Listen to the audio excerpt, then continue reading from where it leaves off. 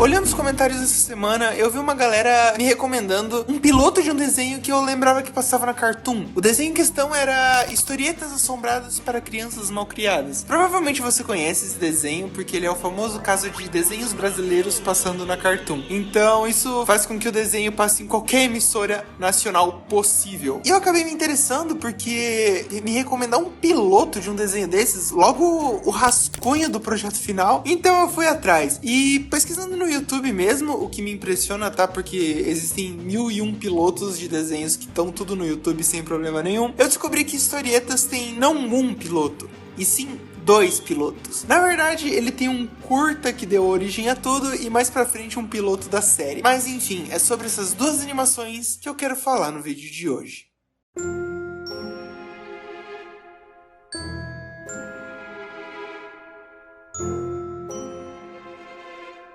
A primeira animação que eu vou falar é a mais antiga, acho que faz sentido, não é? Em 2005, Victor Hugo Borges lançava um curta-metragem chamado Historietas Assombradas para Crianças Malcriadas. O título não vai mudar em nenhuma dos curtas, nem na série, tá? Então eu vou ficar abreviando pra não precisar ficar falando sempre a mesma coisa, porque é um título bem grandinho, na verdade. Nesse primeiro curta de 2005, a gente acompanha uma vovó contando histórias pra sua neta dormir. Curiosamente, ela escolhe logo histórias de terror pra contar pra menina, o que eu não acho uma boa ideia quando você quer fazer uma criança dormir. Você ir lá e contar histórias de terror até a menina fazer xixi na cama, entendeu? Mas enfim, quem sou eu? Gente idosa tem experiência e sabe o que faz. E uma coisa muito interessante é que esse primeiro curta, ele envolve mais criaturas do folclore brasileiro. Então a gente vai ter aqui o Boitatá, o Corpo Seco e o Jurupari. É óbvio, tá? Eu não preciso falar que isso aqui é uma animação que seria mais pro público infantil. Então você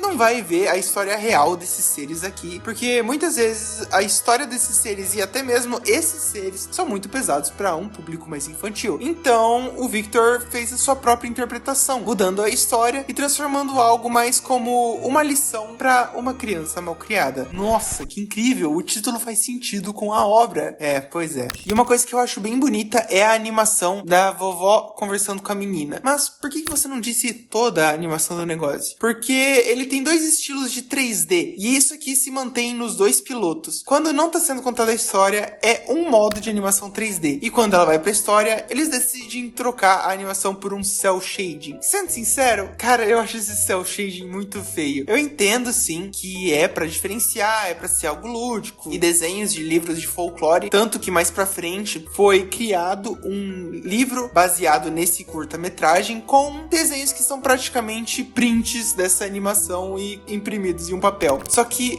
sei lá, é estranho, sabe? Às vezes combina, às vezes não. É tipo baseado um pouquinho nos desenhos de Tim Burton, mas não o suficiente pra falar que tá copiando logo o desenho do cara, tá ligado? Mesmo assim, pelo que eu li nos comentários do piloto, uma galera gosta desse estilo. Então é algo mais pessoal. A primeira história que a vovó vai contar é do Boitatá. E sinceramente, é muito fraquinha. Essa história aqui a gente vai acompanhar um pai porco e o seu filho porco tentando salvar a floresta da escassez de água, né? Que no caso, a água tá sendo engolida pelo Boitatá. O Boitatá, ele é representado aqui como uma cobra que tem fogo no olho e que também rouba olhos de outras criaturas. O que, se você pensa que vai ser tão gordo ele roubando os olhos, não, fica de boa. É aquela famosa animação com xizinho no olho. E essa primeira historinha é mais bobinha mesmo. Eles chegam, enfrentam o Boitatá estoura a barriga dele, a água sai e todos vivem felizes para sempre. A segunda história é do Corpo Seco. Quando eu li que era o Corpo Seco, eu já pensei, mano, que bizarrice que vem, porque o Corpo Seco é tipo um zumbizão, não é? Mas a história do Corpo Seco, na verdade, é a história do Ananias, uma criança malcriada que era tão ruim. Só pra dar um exemplo, a animação usa ele cortando o rabo de um gato. Por quê, meu Deus? Ou ele queimando um padre. Enfim, o Ananias, ele era tão mal que até o seu coração abandonou ele. Cara, esse coração é muito feio, desculpe. Fazendo, obviamente, com que ele morresse. E o Ananias morto é bizarro, tá? Sim, eu reclamei da animação, mas uma coisa que eu não posso negar é que ela deixa esse negócio com um ar muito peculiar, sabe? Parece aquele tipo de animação que você encontra perdida por aí. E vendo isso aqui, eu tinha meio que um sentimento de déjà vu, sabe? De eu já vi isso em algum lugar na TV, perdido numa tarde e não lembro. Mas enfim, o Ananias ele morre morre e nem o céu e nem o inferno aceitam ele, porque eles não aceitam uma criança sem coração. Na verdade, eles não estavam aceitando ele porque ele era um puta de um arrombado, tá? Não sejam igual o Ananias. Então, a única coisa que sobra é ele reviver. E quando ele revive, ele fica num formato bizarro que essa animação estranha consegue deixar ainda mais bizarro do que era pra ser. E claro, a animação vai seguir e vai ser aquela famosa moral: não sejam crianças malcriadas, senão vocês vão ficar sozinha. E eu acho que nessa história do corpo seco, um ponto fica muito mais explorado que a do Boitatá: utilizar o terror pra passar um ensinamento pras crianças. Se você não sabe, isso é feito há muito tempo. Provavelmente você já viu aqueles vídeos no YouTube,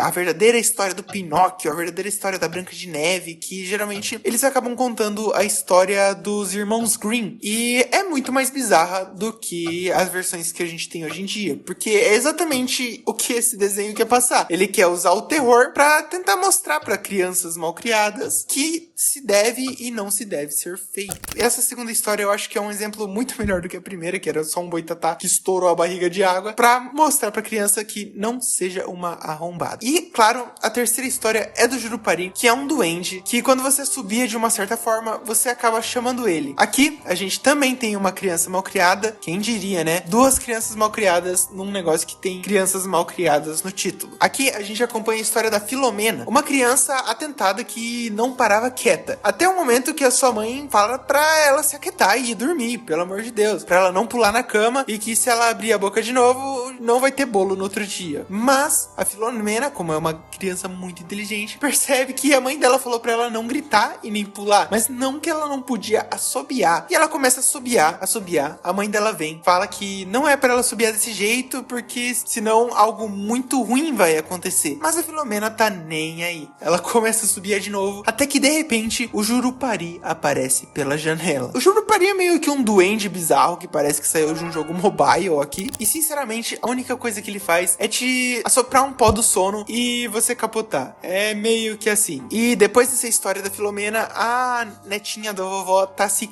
cagando de medo. E ela até vai pedir pra contar uma história de aventura, pra amenizar um pouco o clima que ficou. Mas a vovó começa a brigar com ela e assobia pro Jurupari aparecer. E ele realmente aparece. Ele acaba encerrando o curta, porque ele joga um pó de sono na menina e na tela, assim, começando os créditos. O que eu acho um final bem legal, porque depois de contar 3 curtas que a animação tá mostrando que é mais fantasiosa, fazem algo acontecer mesmo, pra mostrar que, ok, talvez aquilo não sejam lendas nesse mundo. Elas realmente existem. Agora eu vou um pouco mais no achismo, e se alguém puder me confirmar nos comentários eu estaria grato. Isso aqui passou na TV mesmo? Porque, sério, eu lembro de ver isso aqui em alguma TV Cultura da vida, em algum lugar assim. E é difícil achar na internet uma confirmação, tipo, isso passou 3 horas da tarde em tal emissora, tal dia, enquanto você assistia. Então fica aí a minha pergunta pra vocês me responderem nos comentários, por favor. Porém, algo que eu tenho certeza é que com o sucesso dessa curta-metragem, e até 2010, a única coisa que a gente tinha de historietas assombradas era esse curta-metragem. Porém, o Ministério da Cultura e os canais TV Brasil e TV Cultura criaram a Anima TV, um projeto idealizado para valorizar a produção nacional de animação. Nessa época foram produzidos pilotos de várias séries, entre eles Tromba-Trem, Carrapatos e Catapultas e outro curta-metragem que deu origem ao desenho Historietas Assombradas para Crianças Malcriadas. Esse curta-metragem eu tenho certeza absoluta que eu já assisti ele, porque eu lembro que quando eu era pequeno eu vi esse curta e eu me cagava de medo. Tanto que quando me recomendaram os pilotos e eu vi a vovozinha na versão do piloto ali na thumbnail, eu já lembrei na hora, eu fiquei, mano, era essa animação, porque essa animação eu tava procurando tem um tempinho atrás, só que, uau, a qualidade que eu tinha visto era uma bosta. Obrigado ao Central Cartoon que upou ela com HD. E é muito doido como eu tenho uma lembrança dessa animação e como ela é na realidade. É incrível como quando a gente é criança, a gente tende a distorcer a realidade, né? Porque essa animação vai contar outra história macabra. Dessa vez com um estilo mais próprio na animação 3D, mas com a animação da fábula ainda sendo aquela animação que eu acho feia, infelizmente. Aqui é a mesma ideia, só que em vez de já ser uma neta e a avó sentadas pra contar histórias, aqui a gente tem toda uma contextualização da avó dele chegando pra morar com ele, que até então ela morava fora. E e se acomodando nos fundos da casa. Coitada da véia, né? Pô, nem pra ter um quartinho decente. A história começa a ficar interessante quando o menino vai explicar pra ela que a casa deles tem muitos ratos e que o gato que ela tem não parece ser o do tipo que é muito caçador. Ela começa a cismar e fala que aquilo não é um gato, e sim